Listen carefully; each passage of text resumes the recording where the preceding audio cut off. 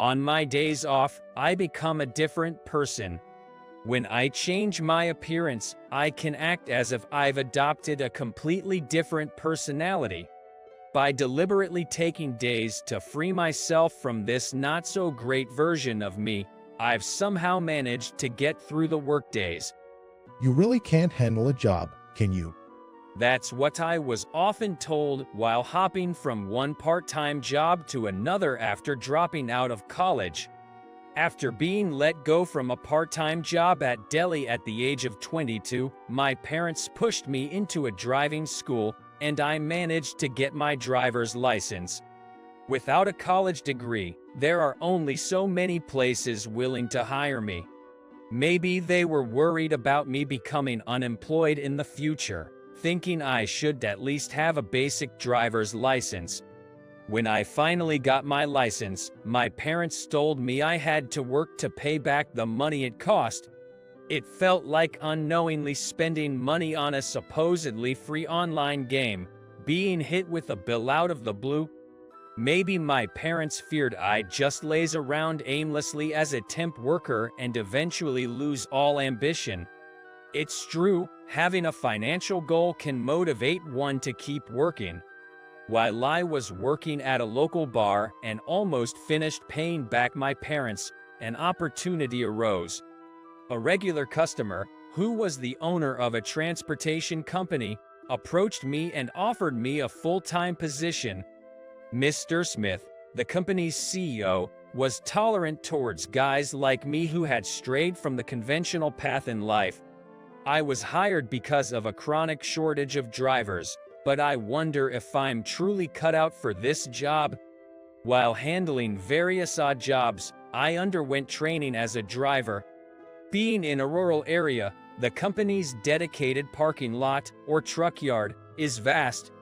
Mr. Smith told me it was a good place to practice, and whenever I found free time, I would hop onto one of the parked trucks. Even though it was a small truck that could be driven with a standard license, controlling a vehicle that weighs 2 tons was challenging. But Mr. Smith was always encouraging me, and my boss, Mr. Johnson, would find time to instruct me passionately. Gradually, I wanted to meet the expectations of them. At first, my colleague would sit in the passenger seat to help me get used to driving on public roads. Once they felt I was competent enough, I was tasked with deliveries on my own. I was thrilled, but also incredibly nervous. As anticipated, I made a series of mistakes, like taking the wrong route or misjudging the truck's width and grazing utility poles. Due to my shorter stature, I've been teased that it looks like a kid's driving a truck. I always make sure to greet everyone properly at work, but perhaps because of my insecurities about being a high school graduate and my appearance, I'm not good with social interactions. My colleagues seem to be favored by our clients, often invited to play in local baseball games or for drinks. I feel I can't communicate as effectively. Considering my driving skills and interpersonal abilities, I worry about whether if I'm suitable for this truck driving job every day. Yet, Mr. Smith and my bosses never gave up on me. They would tell me that even if I make mistakes, I should gain experience and learn. I've never been in a workplace with such supportive relationships before. While our salaries might be lower compared to bigger companies, they even allowed me to get a forklift operating license on the company's dime.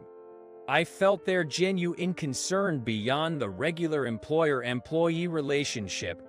For the first time in my life, I felt a real urge to work hard and someday be an asset to the company. Our company's biggest client was a local supermarket chain that had been expanding to multiple locations in the area.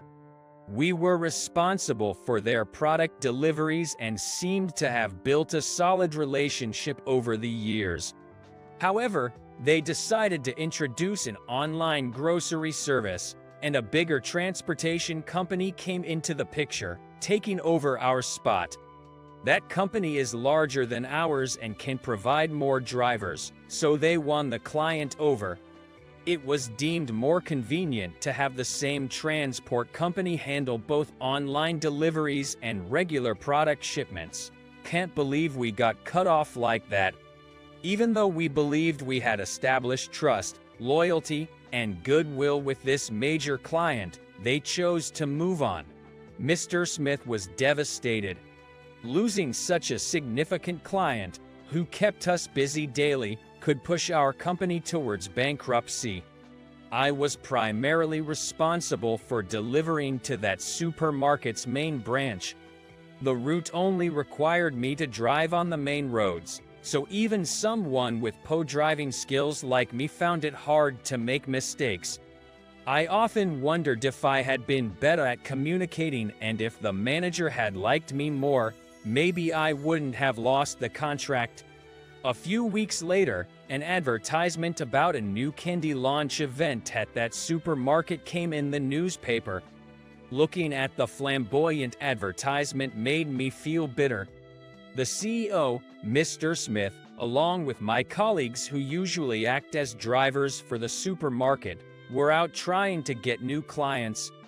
Not being fit for sales, I was left in the office, covering for a sick receptionist. My sense of self-loathing, feeling useless, made me even more frustrated. Then, a call came into the office. It was from the manager of that supermarket's main branch. They inquired if our company could secure a new product that hadn't been delivered due to an error by the transport company. The mid-sized transport company that took our client might be professional as a courier, but they didn't seem to know much about food logistics. Apparently, there was an ordering mistake due to poor coordination with their supplier.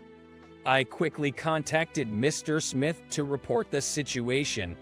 Following his instructions, my colleagues and I started contacting possible wholesalers to secure the product. What should I do in a situation like this? Checking the advertisement, I realized the event was about to start. I quickly changed and headed to the location on my scooter that I use for commuting. It was embarrassing when people laughed and pointed at my outfit as I passed by, but I had no time to care about that. When I arrived, the shelves designated for the event were still empty. Many families with children were shopping, and kids were flocking around the staff handing out balloons. It seemed many were eagerly awaiting the launch of the candy that came with toys from a popular cartoon, leading to a rush after seeing the advertisement. Voices of dissatisfaction were everywhere, and the situation was getting out of hand. I approached one of the staff distributing balloons and asked if I could perform to divert attention. Given the circumstances, the staff member gladly agreed. Dressed as a clown and wearing a mask, I began to juggle, attracting the children's attention. Yes, to always be prepared for any client outings, I had learned tricks like juggling. However, being introverted, I have never had such opportunities. Feeling unfulfilled, I once participated in a street performers festival on a dare. That was about 2 years ago. The applause I received back then was unforgettable, and since then, I've been attending such events whenever I get the chance. Wanting to keep this a secret from my family, I stored my costumes and props in my locker at work. Seeing the children's joy, I showcased a few juggling tricks and then used balloon art to buy more time. Believing that Mr. Smith and my colleagues would surely deliver the product, I spotted Mr. Smith in our company uniform carrying boxes, and I felt relieved from the bottom of my heart. Kids quickly lose interest and move on to the next thing. Once the products were on the shelves, they all rushed over and formed a line. Having served my purpose as the clown, I headed to the back to greet Mr. Smith and the store manager. As I approached them after removing my mask, I heard them discussing seriously and decided not to interrupt. Thank you so much. Ever since we switched to that transport company, we've had so many delivery issues. Today made me realize once again that we're better off with your company. Can we contract with you again? Hearing the manager's words, I saw a glimmer of hope. Mr. Smith seemed to feel the same, repeatedly shaking hands in gratitude. It looked like they would sign with our company again. Relieved that our company would avoid bankruptcy, I overheard, "Thank you very much."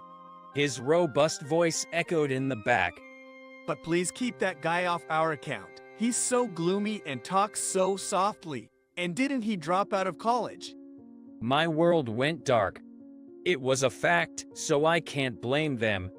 No matter how much I try to change my attitude and work hard at my current job, this is how I'm viewed by the world. Understood. He hesitated for a moment but agreed. It is what it is. The store manager of the main branch is the son of the CEO who runs this supermarket chain. So, he also has the power to choose the transportation company. Aggravated the store manager, and losing a major client could lead to bankruptcy, as we learned from a previous incident. I couldn't expect him to defend me in this situation. I stood there, dumbfounded, for a while. Regaining my composure, I remembered how I was dressed and discreetly left the scene without being noticed. After looking around carefully, I climbed onto my scooter. I had regained enough composure not to want to shatter the dreams of children. Tears flew in the wind as I rode my scooter, the helmet partially covering my ridiculous clown costume. Fitting for my pitiful self, I parked in a nearby park's parking lot and called the office. It seems Mr. Smith had informed them because I could hear the voices of my colleagues rejoicing. I have an urgent errand and I'm stepping out. Where the hell are you? It appears Mr. Johnson had read the hurried note I left behind and asked, puzzled. With my messy face, I couldn't show myself to my coworkers, so I told them I wasn't feeling well and would leave early. To the joyful group, it seemed like a minor incident, and they didn't pry further. When I got home, I changed and went to bed. I realized once again that being a driver might not be the job for me. The next day, not wanting to cause any more trouble for Mr. Smith, who was always kind to me, I decided to quit and went to work with my resignation letter in hand. For some reason, there was a commotion at the company entrance. Not only Mr. Smith and my colleagues, but also the supermarket manager. And, strangely, someone wearing a jacket with the logo of a local cable TV channel. They seemed to be waiting for me, and I was surrounded. Man, you've become quite the sensation. Mr. Johnson said, excitedly patting my shoulder. He showed me his phone, and it appeared a customer had uploaded a video of my performance at the supermarket yesterday, and it went viral. The title read, Bored Kid's Savior. The clown who appeared like a hero, which made me feel slightly embarrassed. Sorry for causing trouble. I quickly apologized to the store manager. No, the store's logo was in the shot too, so it was a great advertisement. Plus, you were keeping the place entertained before our product delivery, right? Yes, right. It seems I was wrong about you. Thank you very much. I was relieved by the unexpected praise from him.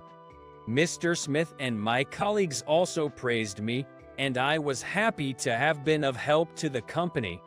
But how did they find out it was me? I had been in a clown costume with a mask, and I hadn't even spoken to Mr. Smith in that outfit. The staff who handed out balloons didn't seem to react either, so it's hard to believe they recognized me by my voice alone. We were inquiring about an interview after seeing the buzz on the video sharing platform. So, we asked the store manager if he knew the clown. said someone who appeared to be from the cable TV crew. Apparently, after I had witnessed the tense conversation between Mr. Smith and the store manager in the storage area, there had been an interview by the cable TV crew. During the interview with the store manager, I happened to be caught on camera in my clown outfit. I had been so stunned by the near-firing incident that I hadn't noticed the TV crew filming. To an average viewer, it would have been a brief, almost unnoticed glimpse, but the shot of me in my goofy clown outfit without the mask had been broadcasted. After receiving a call from the TV crew, the store manager watched the recording and realized the clown was me. He then told Mr. Smith, "It was your employee who did that." Thank you. If you hadn't entertained everyone before the product delivery, the lingering negative impression from the event's failure might have jeopardized our chances of renewal. You're a savior to our company. The warm words from him brought tears to my eyes. At a later date, I was interviewed by cable TV as a street performer. After the broadcast, the TV station was apparently flooded with inquiries, including requests for show appearances and dispatches to events. The cable TV office agreed to manage me on the condition that I also double as the person inside the popular mask cart, akin to a local mask cart. In essence, it's like I became a contracted performer for them. Being short, playing the role of the person inside was perfect for me. Being a shy person, I find it easier to be myself when wearing a costume or a mask, and it seems I can make people smile that way. As long as you have offers, give your current job your all. If the work runs out, you can always come back here. He told me, reassuring me that there's always a place for me to return. Honestly, I feel more suited to this job than being a driver. Determined not to take his kind words for granted, I've resolved to hone my skills and aim for greater heights as a